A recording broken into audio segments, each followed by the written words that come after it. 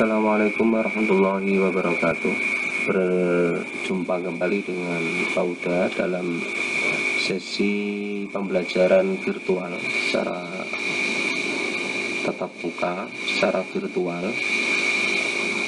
Kali ini kita akan berbahas tentang materi tematik ilmu pengetahuan alam pada KD 3.6 yang nanti akan kita bahas secara singkat dan padat, dan diharapkan anak-anak dapat melakukan pembelajaran secara mandiri dengan membaca buku maupun referensi-referensi yang lainnya. Tentunya pembelajaran ini akan sangat singkat dan perlu dikembangkan secara mandiri oleh anak-anak sendiri. Baiklah, kita mulai pembelajaran kita tentang tematik IPA di tema 6 kompetensi dasar 3.6, yaitu menerapkan konsep perpindahan kalor dalam kehidupan sehari-hari. Bisa langsung dibuka pada buku paketnya di tema 6 di halaman 6 dan 9. Bahasan yang akan kita bahas pada sesi virtual kali ini adalah pertama, sumber energi panas dan perpindahan kalor. Panas dan kalor itu sama, jadi kalau ada sumber energi panas atau sumber energi kalor adalah hal-hal yang sama. Yang kedua, nanti yang akan kita bahas adalah perubahan suhu, karena sumber energi panas maupun perpindahan kalor itu nanti akan mempengaruhi perubahan suhu suatu benda. Jadi dua pokok bahasan ini yang akan kita bahas.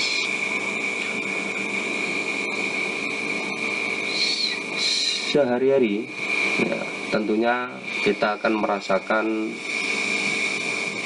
terutama pada siang hari, kita akan merasakan sinar matahari yang akan mengenai badan kita. Kalau sinar mataharinya sedang biasa-biasa saja, maka rasa yang akan kita peroleh dalam tubuh kita adalah rasa yang hangat.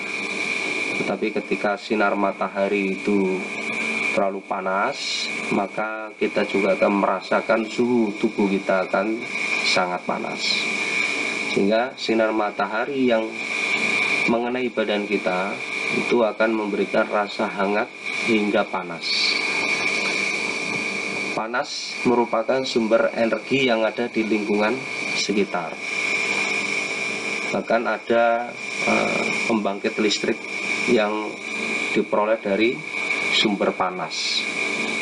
Ada lampu jalan di kota-kota itu, bahkan di desa-desa, itu bisa menyala dengan menggunakan energi panas, dengan menggunakan panel solar, itu namanya.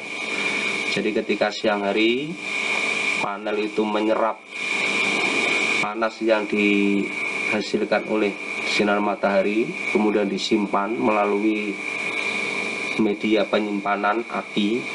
Nah, kemudian ketika malam hari, energi dari panas matahari yang diperoleh dari penyerapan pada siang harinya itu digunakan untuk menyalakan lampu. Jadi itu contohnya, bisa dilihat di berbagai jalan yang sudah ada lampu penerangan jalannya yang menggunakan tenaga surya atau menggunakan sumber energi dari panas matahari. Panas ya dapat mempengaruhi suhu benda. Jika panas yang diperoleh oleh suatu benda itu tinggi, maka suhu benda itu juga akan ikut tinggi. Tetapi ketika panas yang diperoleh oleh benda itu rendah, maka benda itu juga akan merasakan atau benda itu akan bersuhu rendah. Jadi tinggi rendahnya panas yang diperoleh oleh suatu benda itu akan mempengaruhi suhu benda tersebut.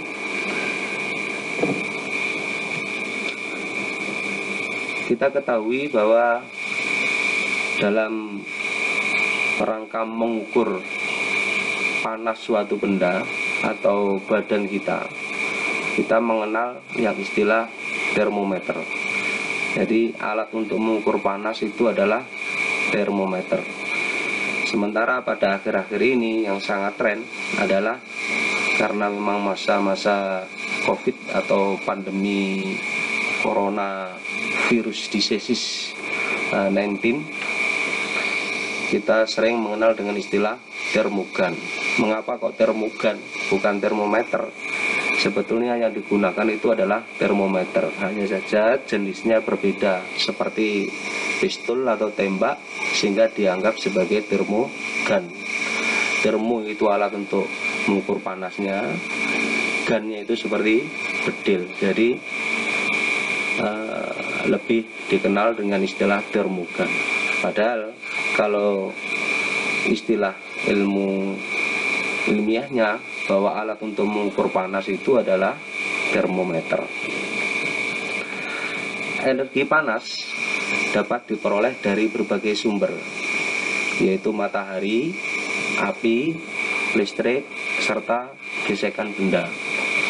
Matahari sudah jelas bahwa matahari mengeluarkan efek panas yang luar biasa dan dapat bermanfaat bagi kehidupan manusia. Api, ketika kita nyalakan api, baik dari korek api maupun yang lainnya, tentu akan menghasilkan hawa yang panas, sehingga api bisa digunakan untuk memasak nasi, memasak air minum, dan lain-lain, atau membakar kayu dan lain-lain.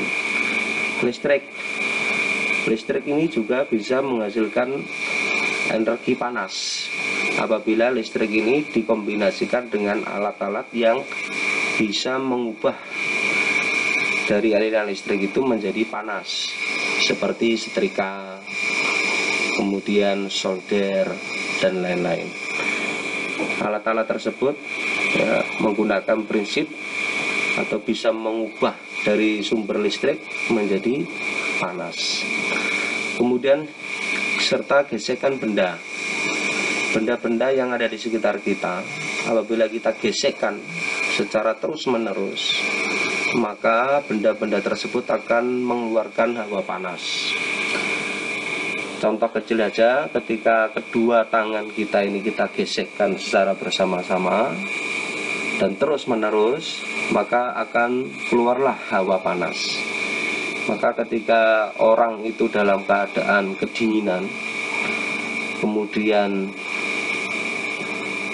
menggesek-gesekkan kedua telapak tangannya, maka hawa dingin yang ada di sekitar tubuh manusia itu akan sedikit hilang karena hawa panas yang ditimbulkan oleh gesekan tangan tersebut. Atau dulu pada zaman purba, masyarakat atau orang-orang pada zaman purba dulu ketika ingin memperoleh api itu juga dengan menggesek-gesekkan benda. Mau membakar sampah, ya menggesek-gesekkan batu dengan batu, digesek-gesekkan terus menerus sehingga menjadi panas, atau kayu dengan kayu dan lain sebagainya. Nah, itu adalah cara orang purba ketika ingin memperoleh api atau memperoleh panas dari lingkungan yang ada. Panas atau kalor itu dapat berpindah dari satu benda ke benda lain. Contohnya ketika kita mengaduk kopi yang panas, kemudian kita aduk dengan sendok, maka sendok yang awalnya tidak memperoleh hawa panas, lama-kelamaan sendok itu akan tertular hawa panasnya karena terjadi perpindahan kalor atau perpindahan panas dari kopi ke sendok, sehingga kita bisa menyimpulkan bahwa panas atau kalor itu dapat berpindah dari satu benda ke benda lain. Atau ketika kita sedang sakit, badan kita panas, kemudian ada orang yang menyentuh badan kita, maka orang yang menyentuh badan kita itu juga akan merasakan panas juga. Itu menandakan bahwa panas itu dapat berpindah. Nah, itu tadi contoh perpindahan panas. Ketika kita mengaduk kopi panas, lama-kelamaan sendok yang digunakan untuk mengaduk itu juga akan ikut panas. Itu menandakan bahwa ada proses perpindahan kalor dari satu benda ke benda yang lain. Nah, dari berbagai penjelasan tadi, dari sinar matahari, kemudian panas dapat mempengaruhi suhu benda, maka kita akan bisa mengerti bahwa suhu itu dapat diartikan sebagai ukuran yang menyatakan energi panas tersimpan dalam satu benda. Tubuh manusia ketika kita ukur tingkat kepanasannya, maka sebetulnya tubuh manusia itu menyimpan energi panas. Ketika kita ukur suhunya normalnya sekian, diperoleh sekian dan lain sebagainya, itu menandakan bahwa ada energi panas yang tersimpan di dalam tubuh manusia dan lain sebagainya. Termasuk di lingkungan sekitar, kita bisa mengukur tingkat kepanasan yang ada di lingkungan sekitar, atau benda-benda tertentu dapat kita ukur dengan menggunakan alat tertentu yaitu termometer. Dan memang ada suhu atau energi panas yang tersimpan dalam benda tersebut, itu yang dinamakan dengan suhu. Jadi suhu itu adalah ukuran energi yang tersimpan di dalam suatu benda tertentu. Suhu benda dapat berubah-ubah disebabkan oleh pengaruh perpindahan kalor. Jadi ketika terjadinya perpindahan kalor atau panas, maka suhu benda itu juga akan bisa berubah. Ketika benda itu memindahkan suhu panasnya ke benda yang lain, berarti dia sedang melepaskan suhu panas. Dan benda yang menerima, berarti dia sedang menerima panas dari benda yang lain. Dan itu terjadi perubahan, ya, terjadi perubahan. Perpindahan kalor atau panas itu terjadi ketika suatu benda yang memiliki suhu yang tinggi itu akan mengalir kepada benda yang memiliki suhu yang rendah. Jadi perpindahan kalor itu kalau diibaratkan sebagaimana aliran sungai, dari tempat yang tinggi pasti mengalir ke tempat yang lebih rendah. Begitu pula perpindahan kalor, bahwa perpindahan kalor itu terjadi dari benda yang memiliki suhu panas yang tinggi akan berpindah menuju benda yang memiliki suhu yang rendah, seperti itu. Nah, perpindahan itu dapat mengakibatkan perubahan suhu. Jadi suhu benda dapat berubah-ubah, itu disebabkan oleh pengaruh perpindahan kalor. Nah, tentunya ada beberapa definisi atau beberapa hal yang menjadi catatan tentang perubahan kalor tersebut atau perubahan suhu itu.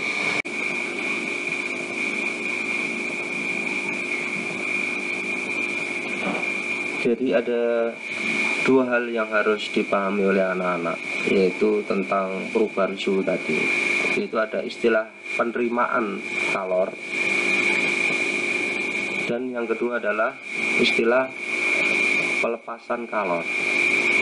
Kalau penerimaan kalor itu dapat mengakibatkan perubahan zat, sedangkan untuk pelepasan kalor dapat mengakibatkan perubahan wujud. Contohnya begini, ketika penerimaan kalor, ya, contohnya begini, ketika es itu kemudian diberikan suhu yang panas, nah, berarti es adalah sebagai penerima kalor, maka es tersebut akan berubah zat dari zat padat menjadi zat cair. Sedangkan pelepasan kalor itu dapat mengakibatkan perubahan wujud. Contohnya begini, ya kebalikan dari es tadi. Air yang bersifat cair, wujud cair, yang ketika dilepaskan kalor panasnya sehingga panasnya itu berkurang. Ketika panas berkurang, maka suhu akan menjadi sangat dingin. Semakin lama karena memperoleh atau melepaskan kalor dan memperoleh suhu yang sangat dingin tadi, maka air yang bersifat cair tadi, berwujud cair tadi akan menjadi padat. Jadi perubahan wujud cair menjadi padat. Jadi dua hal ini yang harus dimengerti, yaitu penerimaan kalor itu dapat mengakibatkan perubahan zat, sedangkan pelepasan kalor dapat mengakibatkan perubahan wujud. Demikian anak-anak untuk pembelajaran tematik IPA di KD 3.6 kali ini. Mudah-mudahan bermanfaat, dan tentunya anak-anak harus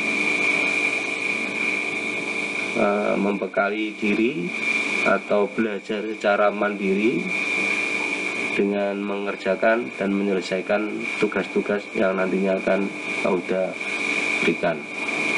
Demikian, Assalamualaikum warahmatullahi wabarakatuh.